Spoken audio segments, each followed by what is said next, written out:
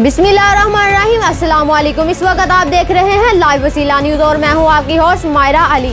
तो आइए देखते हैं आज की ताज़ा इलाकाई खबर शामिल करते हैं हमारे लाइव वसीला news bureau chief Pakpattan Mukhtar Zoya की रिपोर्ट के मुताबिक भूरेवाला में जावेद मोहम्मद जोया के बेटे मुदस्सर जोया की रस्म कुलख्वानी कोट हाकम में अदा की गई, जिसमें नवाब बाबर जमान खान, नवाब हसन खान लखवेरा, मुख्तार अहमद जोया की खुसूसी शिरकत। पूरे इलाके की सियासी व समाजी शख्सियात के अलावा हर शहर से जोया बरादरी ने शिरकत करके कुलख्वानी में सवाब दरान हासिल किया और जावेद महमूद जोया के साथ इजहार अफसोस किया, मरहूम बेटे की बख्शिश के लिए दुआ भी की।